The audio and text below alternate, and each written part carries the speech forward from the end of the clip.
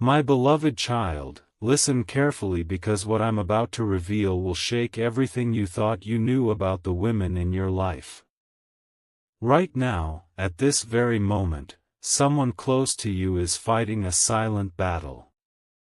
She wakes up every morning, puts on her smile, and hides the truth that's eating her from the inside. She's in the third stage, and she doesn't want you to know. Don't skip this because by the end, you'll understand the signs she's been showing you all along, and you'll finally see what's been right in front of your eyes.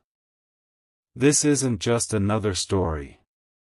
This is happening in your world, in your family, in your circle, and the clock is ticking faster than you realize. She sits across from you at dinner, laughing at your jokes, asking about your day, making sure everyone else is okay. But inside, she's counting. Counting the days, counting the moments, counting how long she can keep this secret locked away. The third stage is where everything changes. It's where hope starts to fade and reality becomes too heavy to carry alone. But she carries it anyway because that's what she does. That's what she's always done. She protects you from the truth because she thinks you're not ready to handle it. She thinks if she tells you, your world will fall apart. So she suffers in silence, and every day that silence grows louder in her mind. You've seen the signs, haven't you? The way she touches her body when she thinks no one is watching. The way she pauses mid-sentence, lost in thought, her eyes distant and afraid.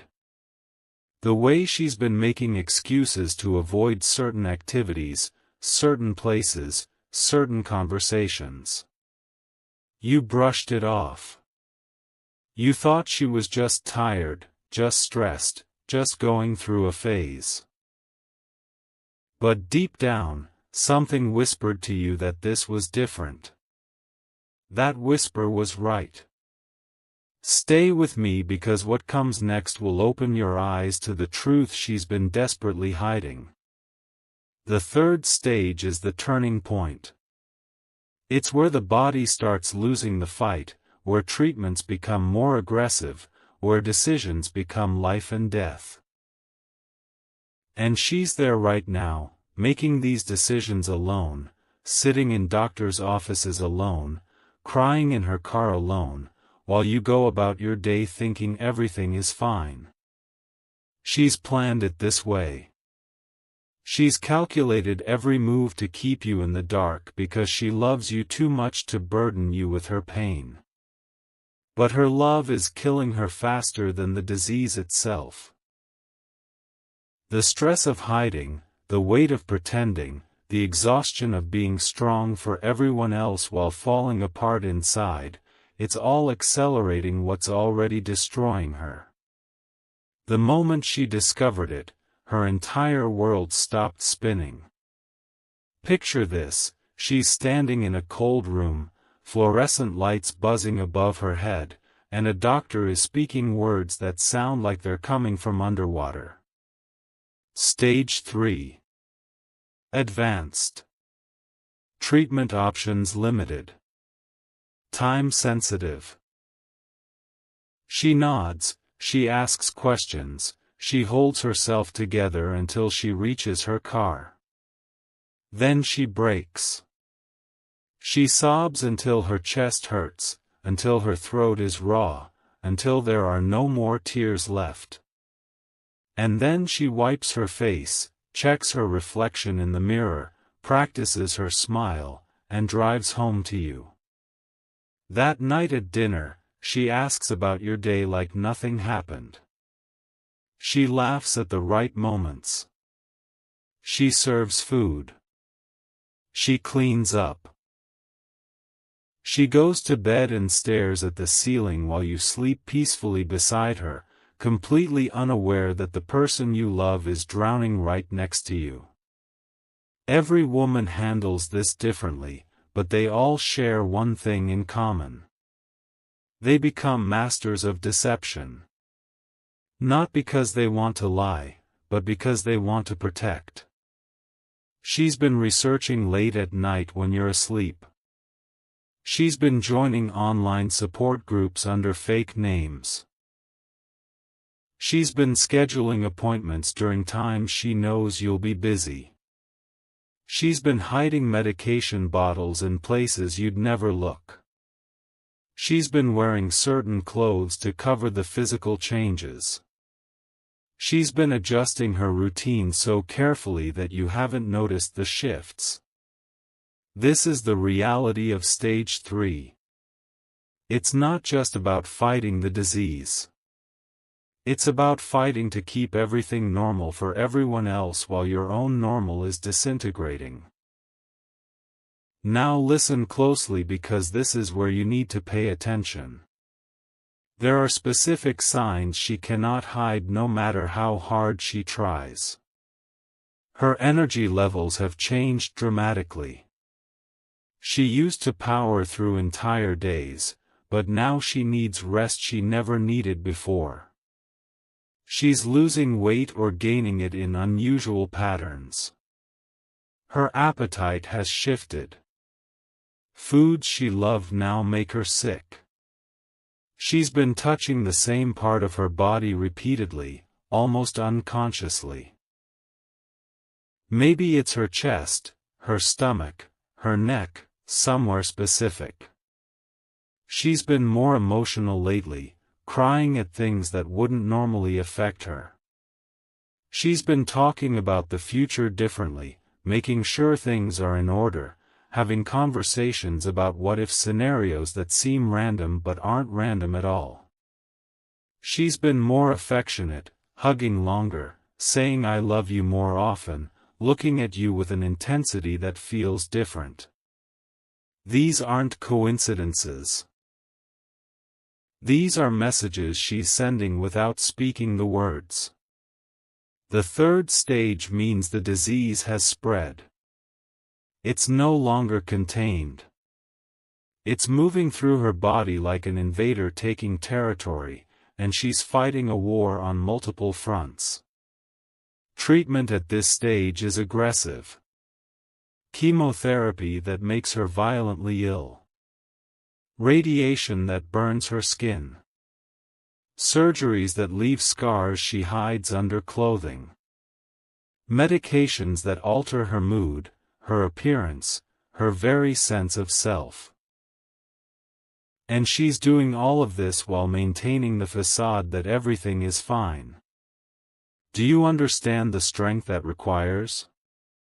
Do you comprehend the level of love it takes to suffer this much and still show up for everyone else? She's not weak.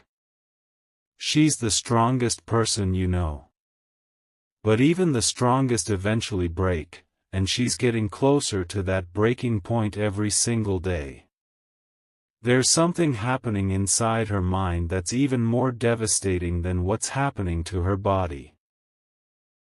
She lies awake at 3 in the morning, and her thoughts are racing through scenarios you can't imagine. She's wondering who will take care of the people she loves when she's gone. She's mentally writing letters she'll never send. She's picking out memories she wants you to hold on to.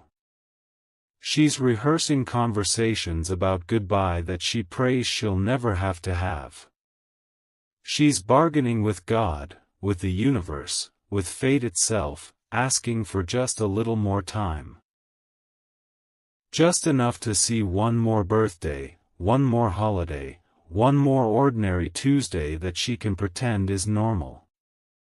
The psychological weight of stage 3 is crushing her spirit while the disease crushes her body, and she's trapped between wanting to scream for help and wanting to protect you from this nightmare.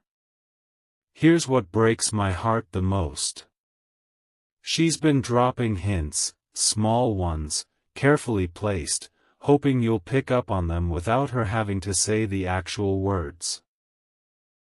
She mentioned feeling unwell and watched your reaction.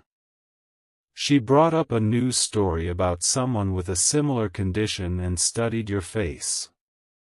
She asked hypothetical questions about loyalty and support during hard times. She talked about appreciating the little moments more than usual. Every single one of these was a test, a gentle probe to see if you're ready to handle the truth. And every time you brushed it off or changed the subject or didn't dig deeper, a little piece of her hope died. She wanted you to see. She wanted you to ask. She wanted you to notice that something was terribly wrong. But you didn't, and now she's convinced that telling you will destroy you, so she keeps the secret locked even tighter. The doctors have given her options, and every option is a gamble with terrible odds. She could go aggressive with treatment that might buy her time but will definitely steal her quality of life. She could try experimental approaches that might work miracles or might do nothing at all. She could focus on comfort and acceptance, choosing peace over prolonging. These are impossible decisions that no one should have to make alone, but she's making them alone because she hasn't told you. She sits in consultation rooms listening to percentages and statistics and survival rates, and she's trying to figure out which path gives her the most time with the people she loves while causing them the least amount of pain. It's an equation with no right answer, and she's solving it by herself in the dark. Stage 3 changes everything about how she sees the world. Colors look different. Sounds feel sharper. Touch means more. She's hyper-aware of every sensation because she doesn't know how many more she has left. When she hugs you, she's memorizing how you feel. When she listens to you talk, she's recording your voice in her memory. When she looks at photographs, she's trying to burn those images into her mind forever. She's living in a state of constant awareness that every moment could be one of her last normal moments, and that awareness is both beautiful and absolutely terrifying. She's grieving her own future while still living in the present, and that kind of grief is something most people never have to experience. Behind closed doors, when she's completely alone, the mask comes off and you would not recognize the woman you think you know. She stands in front of the mirror examining the changes that are happening to her body, changes she's been expertly hiding from you. There are marks, there are scars, there are physical transformations that tell the story of a battle being fought in secret. She traces these changes with her fingers and sometimes she cries, not just from pain but from the loss of the person she used to be. The disease is rewriting her identity, and she's mourning the version of herself that existed before the diagnosis. She's saying goodbye to dreams she'll never fulfill, places she'll never visit, milestones she'll never reach. And then she washes her face, fixes her appearance, rebuilds that mask, and walks back into your life as if nothing is wrong. The financial burden of stage 3 treatment is crushing her in ways you cannot see. Medical bills are piling up in hidden places. She's been making payments you don't know about. She's been cutting corners in other areas of life to afford the treatments. She might have taken out loans, maxed out credit cards, borrowed money from people she's too ashamed to tell you about. Insurance covers some things but not everything, and the everything is drowning her. She lies awake calculating numbers, wondering how long her savings will last, worrying about leaving debt behind, stressing about medical bankruptcies and financial ruin. This is another layer of her suffering that she carries alone because she doesn't want you to worry about money when you should be living your life. But the stress of financial strain on top of physical illness is destroying her faster than either one alone ever could. Something shifted in her recently, and if you were paying attention you would have noticed. She started giving things away, important things, meaningful things, items she cherished for years. She told you she was decluttering or simplifying or just felt like someone else would appreciate them more. But that's not why. She's distributing pieces of herself while she still can. She's making sure her favorite belongings go to specific people who will understand their significance. That necklace she gave your sister, it belonged to her grandmother and she wants it to stay in the family. That book she passed to your friend, it changed her life and she wants it to change someone else's. Those photographs she's been organizing obsessively, she's creating a visual history because she won't be here to tell the stories herself. Every gift, every item passed along, is a farewell she's orchestrating in slow motion. Let me tell you what happens in her worst moments, the moments when the pain becomes unbearable and the fear takes over completely. She retreats to somewhere private, maybe the bathroom, maybe her car, maybe a room where she knows she won't be disturbed. And she allows herself to fall apart. She questions everything. She asks why this is happening to her. She feels angry at her body for betraying her. She feels guilty for not catching it earlier. She feels terrified of what comes next. She feels exhausted from pretending. And in those moments, she makes a choice. She chooses to get up, to keep fighting, to maintain the illusion for one more day. Not because she's strong enough, but because she loves you enough. Her love for you is literally keeping her alive and keeping her silent at the same time. The very thing that motivates her to survive is the same thing preventing her from asking for help. Watch her hands the next time you're together, really watch them, because they're telling you everything her mouth refuses to say. When she thinks you're not looking, her hand drifts to that specific spot on her body, the place where the pain lives, the place where everything started.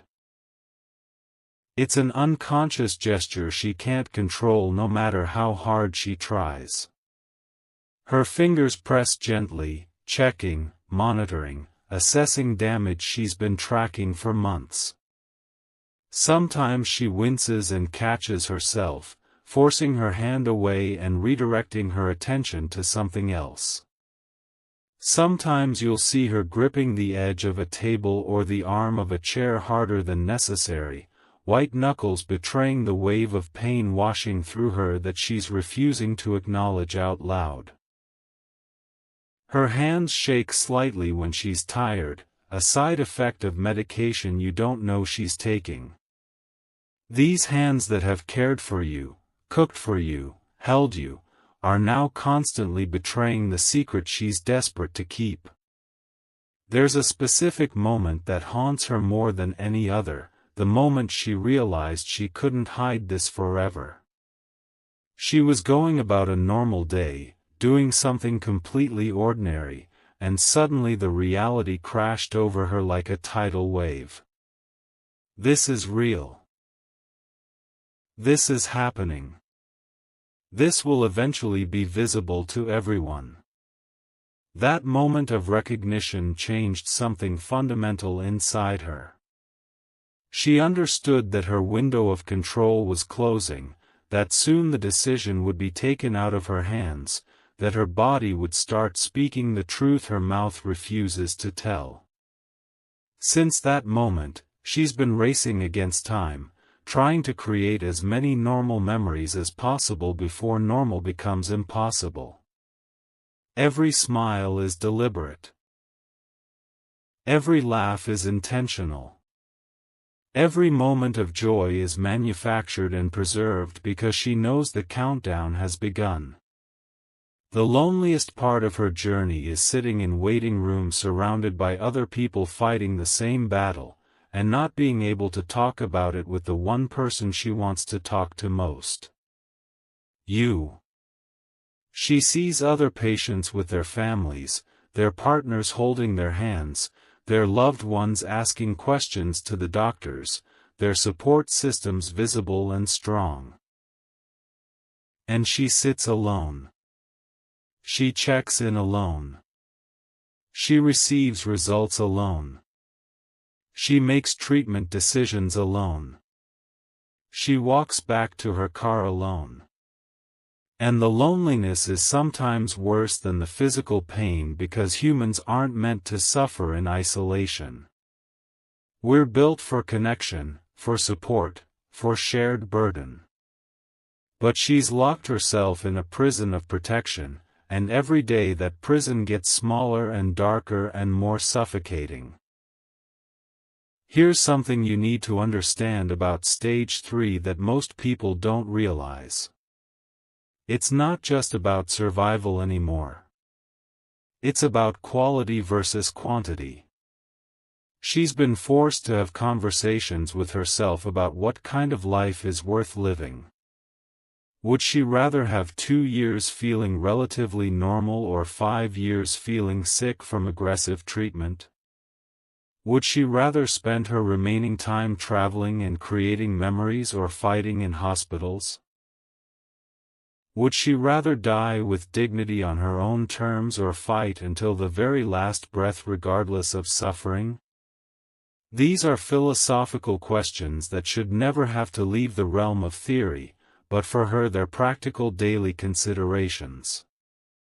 And she's answering them alone, making choices that will affect everyone who loves her, without including anyone in the decision process. Every conversation you have with her now carries a weight you don't recognize, but she feels it crushing down on every word. When you talk about plans for next year, she wonders if she'll be there to see them happen. When you mention future events, weddings, or graduations or celebrations, she's calculating probabilities in her head about whether she'll witness those moments. When you discuss mundane things like renovating the house or planning a vacation or changing jobs, she's thinking about how those plans will continue without her. Your casual mentions of tomorrow feel like knives to her because tomorrow isn't guaranteed anymore. She nods and agrees and participates in these future-oriented conversations while internally screaming that there might not be a future, at least not one that includes her. The disconnect between your reality and hers has become a chasm so wide she doesn't know how to bridge it anymore. She started doing something that would break your heart if you knew about it. She's been recording voice messages on her phone that no one will hear until she's gone. Messages for birthdays she won't be present for. Messages for milestones she'll miss. Messages for moments when the people she loves will need her guidance and she won't be there to give it. She sits alone in quiet spaces and speaks to the future, leaving pieces of herself behind in digital form. Her voice explaining how proud she is. Her voice offering advice for difficult decisions. Her voice saying I love you one more time for occasions she won't survive to see. She's creating an archive of absence, a collection of ghosts that will speak when she cannot. And after she records each message, she cries for what she's losing and who she's leaving behind. The medical appointments have become a second life she's managing with military precision. She knows which days you work late so she can schedule treatments then. She knows which friends won't ask too many questions if she needs an alibi. She's memorized the routes to hospitals and clinics in neighboring areas where she's less likely to run into someone who knows you both. She's become an expert at concealing the physical aftermath of procedures, timing them for weekends when she can claim she's just tired or coming down with something minor.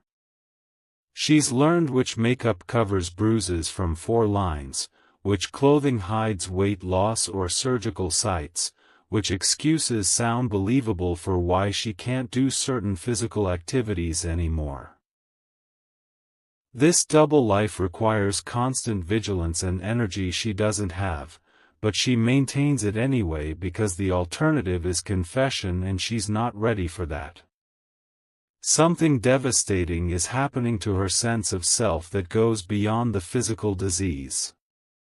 She's losing her identity piece by piece. The things that defined her, her energy, her appearance, her capabilities, her independence, are all being stripped away by this illness. She used to be the strong one, the capable one, the person everyone relied on. Now she can barely get through a day without exhausting herself. She used to take pride in her body, in her health, in her vitality. Now her body feels like a stranger, something foreign and hostile that's turned against her. She used to plan and dream and build toward the future. Now she struggles to see past next week.